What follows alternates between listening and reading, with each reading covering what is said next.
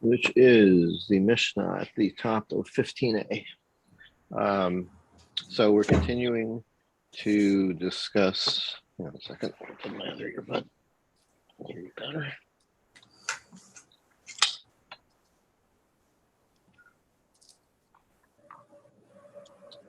We're continuing to discuss embedded periods of Nazirus. Haray Nazir Kashia Haley Bain. Person says, I'm going to become a Nazir when a son is born to me, the Nazir Me'ayam, and I'm a Nazir for 100 days, presumably starting today. Noah Lobain, Ad Shivim.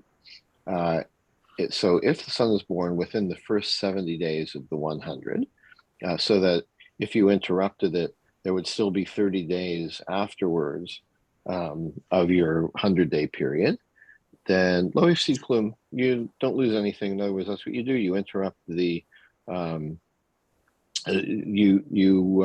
have the Nazirus based on the son's birth can continue. But if it happens after the first 70 days of the 100 days, soser shivim, you forfeit the 70. It's a bit of an odd term. We'll see what it means. Because you can't have, as we've seen many times already, you can't have a Nazirus less than 30 days because you don't have enough hair growth to cut at the end. Okay, so this soser shivim, it breaks the 70. It's not really an exact language, but that's not what the Gemara is going to focus on anyway.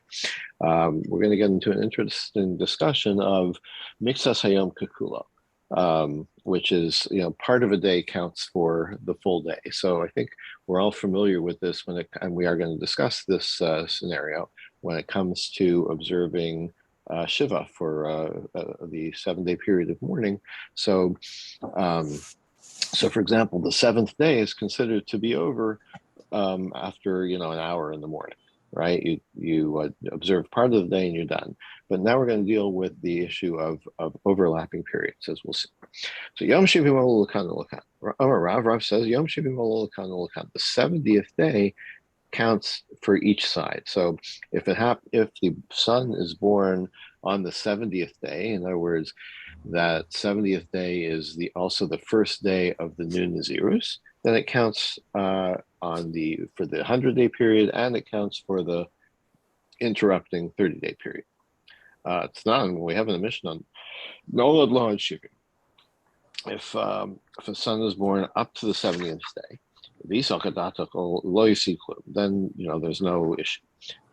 So up to 70, ad shivim, up to 70 is the key word in the Mishnah.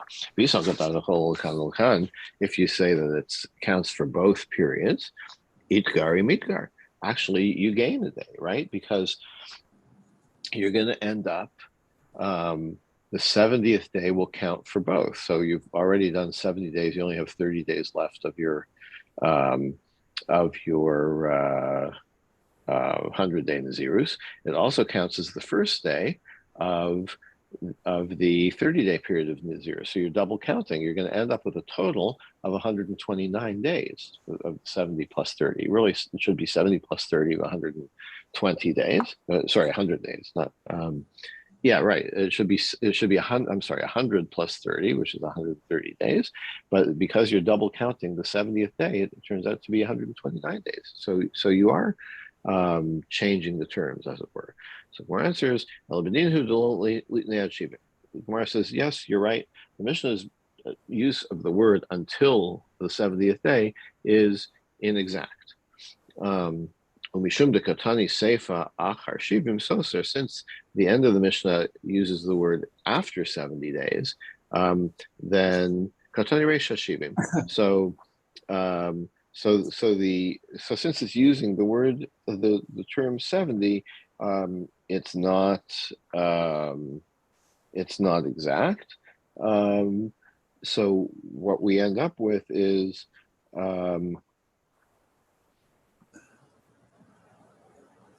yes, indeed, you gain a day this way. The part of the same day counts for both periods. And the Mishnah's term of soser shivim is inexact, and it's only trying to reflect the language of the rest of the Mishnah.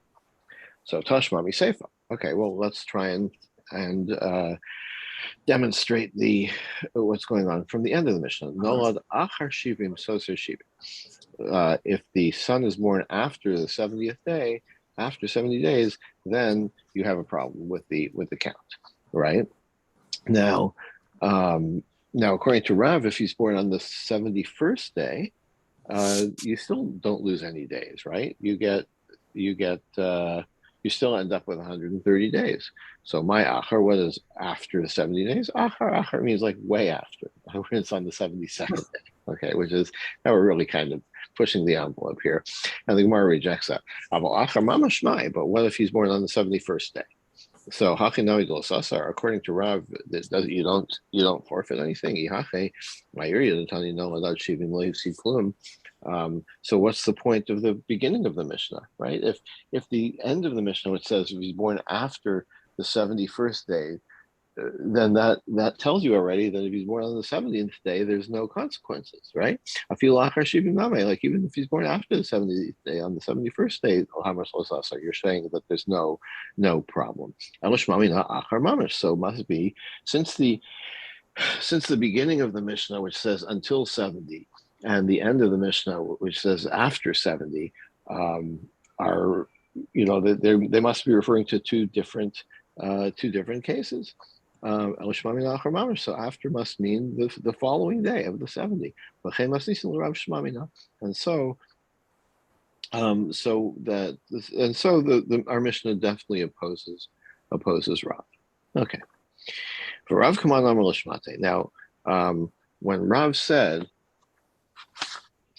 that the 70th day counts twice, who is he? He's not following our Mishnah. Our Mishnah clearly indicates that it's not the case. But who is Rav following? Ilem Abashal. So maybe he holds like Abashal. It's not. Here's a Mishnah with Abashal. Hakoveris Meso Shloshim and Kodel L'Ragel. Now we're switching to Avelus, right? So as we know, if a person is mourning a relative and is in the period of Shiva, and then Pesach or Sukkot or Shavuos comes along, right? A holiday comes along, then that cancels actually the Shiva. So it's a little different than the Nazirus, because in the Nazirus you interrupt the Nazirus and pick it up again later. In the case of Avelus, of mourning, it just cancels it altogether. But anyway, let's see what the details are here that are relevant to us. So a person buries his dead 3 days before the holiday. So when the holiday comes along, the Shiva is canceled. And the 3 days is inexact, right? It could be 4 days, 5 days, whatever. But if it's 8 days before the holiday, right, then he completes the whole Shiva period, and now he's in the Shloshim period, right, the 30-day period, which you don't count from the end of Shiva, you count, of course, from the funeral, but you're now out of the Shiva period and into only the Shloshim period, which is fewer restrictions. So if the Shiva's ended, but he's still in Shloshim, but Shloshim, so the holiday cancels the Shloshim. And you can cut your hair on Erev Yom Tov. And if you didn't cut your hair on Erev Yom Tov, then you can't cut your hair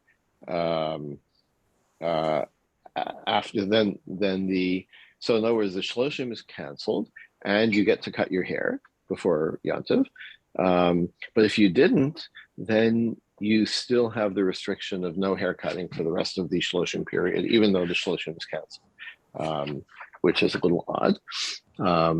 So Abashal says,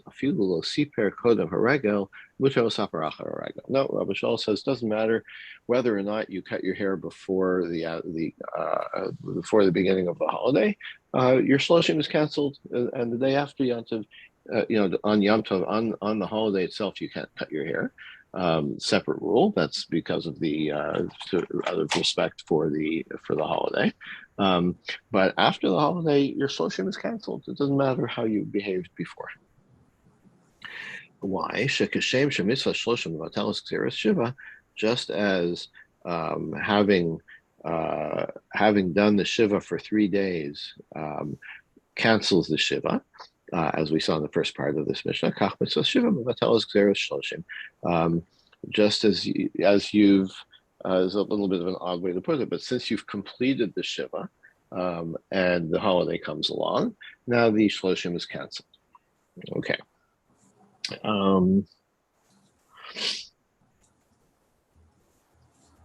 Okay, my time with the Abishal. What's for Abishal's reason? Lav mishum d'chazavar shvi ol lakan lakan. So why is Abishal arguing with the Tanakama? Isn't it because he holds that the seventh day, which is the day before Yom Tov, counts as part of the Shiva and part of the Shloshim? So he's already. So one way to explain this opinion of Abishal is that the day before Yom Tov is the seventh, maybe the seventh day of the morning, and it's also the so it counts as part of the Shiva, and it also counts as part of the Shloshim period. And you've observed the full day of the Shloshim period, and then the Yom Tov comes along and cancels it. So according to this explanation, it's Avashol who Rav is following when he says that that a day can count to both periods, the ending period and the end of the previous period and the beginning of the new period. So the answer is not necessarily. Maybe this is only because it's a rabbinic thing, the whole Shiva and Shloshim thing. But Nazir deraisa lo. But so maybe the rabbis can be lenient and they can say, okay, so one day can count for both things, but Nazir is a Torah obligation. So maybe he would not follow, or maybe he's not saying that would apply to Nazir as Rav does.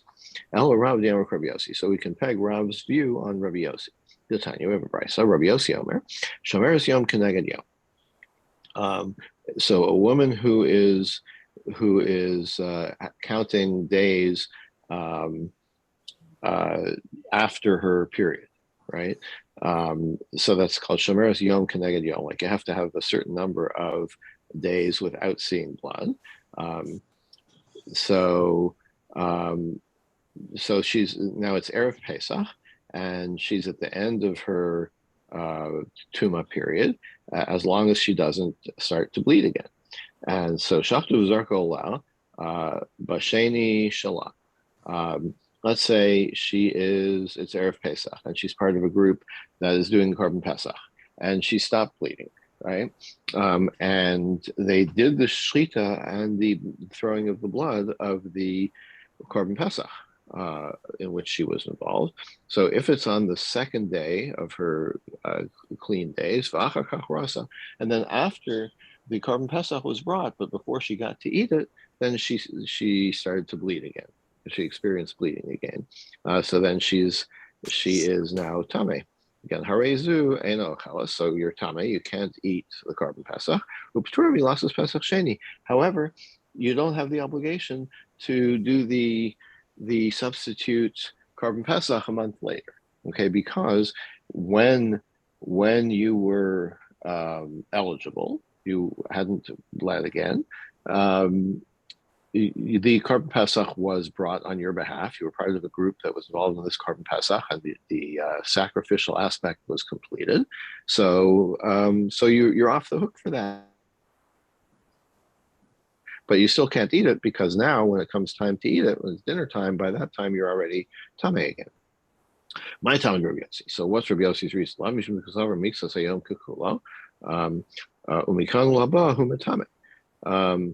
So we're going to try and interpret Rabbi Yossi as saying, in the first part of the day, when she's still not tamei, that counts as a whole day, right? So it's as if she completed the number of days that she was tamei, and earlier in the day, because because we count half a day as a whole, as the whole day,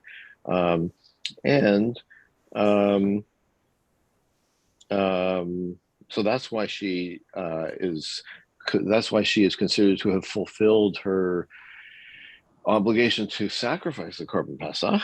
But then later on, when she bleeds again, that's considered a separate day. It's like the day is counted twice. Um, we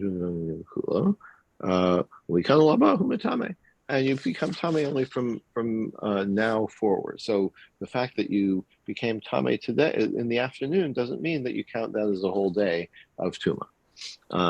So that's similar to Rav in that you're counting the same day as partly tahor and partly tame. Wait, so is that where Rabbi Yossi holds? Vatanya, we have another view of Rabbi Yossi. Rabbi Yossi, Zav Bal Shtei Riyos. What about the Zav?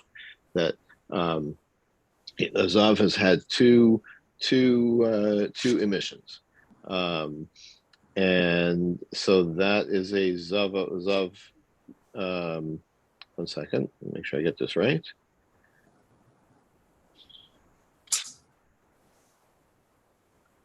Okay, so there's different rules for depending on how many emissions the Zav had. If he's had two, then he becomes Tame for a week. And if he has a third one, there's an additional carbon required. So if he had two, Shachtu v'zarku alav hashvi, and now it's Erev Pesach, and so it's his seventh day, right? So now he's off the hook at the end of this day, and he's part of a group that sacrifices a carbon Pesach. And the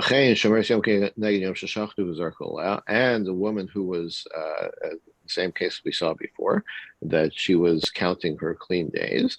And then after that, after the Shechita of the Pesach, but before the day is over, they saw Zav saw had another emission, the woman had another bleed.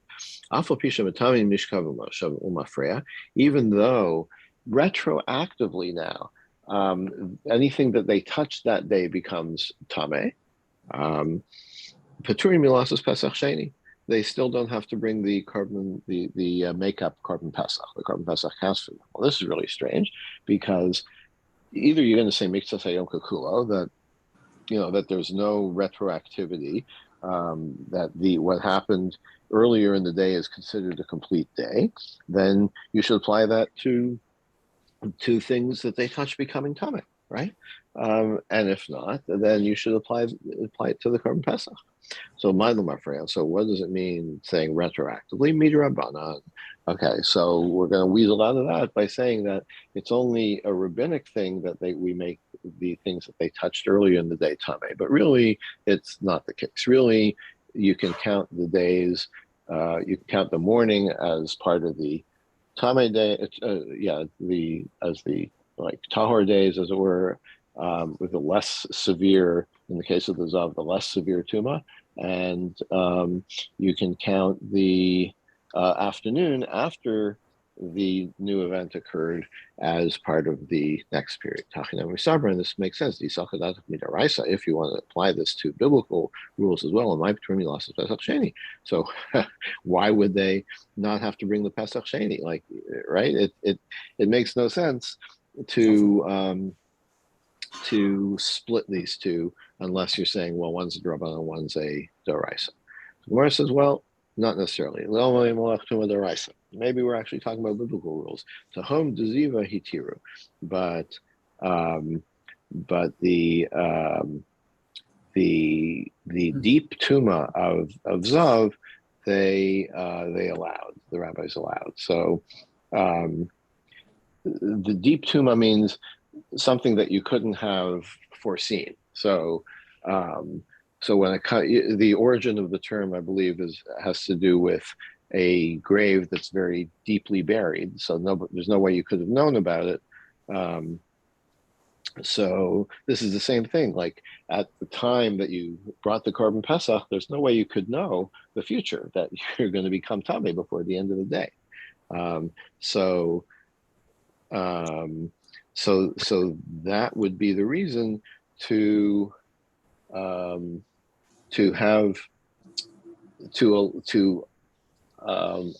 have the person bring the Pesach, have the Pesach offering count for them. The original Korban Pesach, the one that was brought while they were still in the state of Tahara, or not the new degree of tuma, that would be that's why we're allowing it, even though it's a biblical ordination of Korban Pesach. The Rav Oshia even Rav Oshia also agreed that we do apply this retroactive tuma in rabbinic cases. Tanya Rav Oshia Omer, Harozav Shvi Shalo, Soser Shalafano. If someone has a discharge on the seventh day of his, this is the seventh day that he's been has been recovering from the ziva, from the emission. And then it happens again on the seventh day. So Soser Shalafano. So the whole 7-day period is canceled, and you're going to start again. No, Rabbi Yochanan says to him only that one day. It should be he should be considered needed to be made up. So Manasham, so Gemara says, I understand. Either way, Isas or Kulu Sasar, if it cancels the period, the 7-day period that he's in, then he has to do a whole new 7-day period. Lo Sasar and Lo Nistar Below Yoma. And if it doesn't cancel it, then it shouldn't be canceled at all. Like, what is this idea that there's only a 1-day period left? It's not like Nazirus, right, where you have a certain number of days to make up, right, that could be interrupted. No, the Torah, when it comes to Zav, it's a completely different thing. It's like you have to have a full 7-day period. If it's not a full 7 days, that if it's not considered a full 7 days, you have to start again from the beginning. And if it is considered, if this day is considered part of the Torah period, then the whole period counts. El Ema, so we have to reread what Rav Yochanan was saying as Lo Nistar Vilo Yomo, not it shouldn't cause him to forfeit even the 1 day. In other words, he's saying that the Miksas Hayom Kukula, that if part of the day is considered enough, then he's fine. Like, it doesn't matter if he later in the day had an initiative. And Rav Oshia said to him, Rav Yossi holds like you. He says that it only doesn't make him tummy retroactively, only going forward. It's like a new event. But isn't it Rav Yossi that says the Tuma is retroactive? So we would have to interpret it meaning as only as it's rabbinically retroactive. But midoraisa, indeed, Miksas Yom Kukulo, if you had part of the day, then you're done. Rav Yossi Michtei Savar Miksas Yom Kukulo. So if Rav Yossi holds that part of a day is enough, Zava Gemara Demaisa Karban Heichamashkachasla. How can you ever have a full Zav, like who's seen the 3 emissions? How can you ever have to bring the extra Karban? It has to happen, at some point during the day. The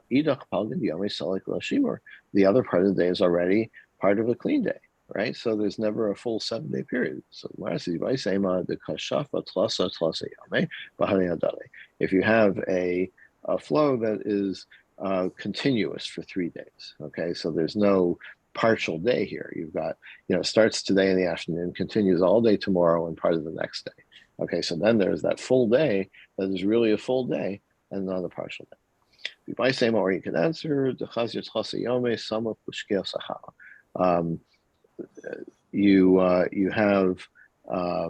you have these discharges 3 consecutive days near the end of the day. So there's no time that can count towards in other words, the flow begins at the end of one day and continues into the beginning of the next day. So on the next day, there was no period in which the person did not have an emission or did not have blood, because it was already. In other words, you don't have to go so extreme as to say that it was a full 24 hours plus emission. No, it was just an emission that began at the end of one day and continued into the beginning of the next day. So there was no beginning part of that day in which there was no flow. So that actually makes sense. Nazir. So that's the end of the second parak and tomorrow David will pick up with the third parak. Thank you. Have a good day, everyone. Thank you. Yashar Koach. Everyone have a good day. Thank you. Have a good day. Same. Thanks.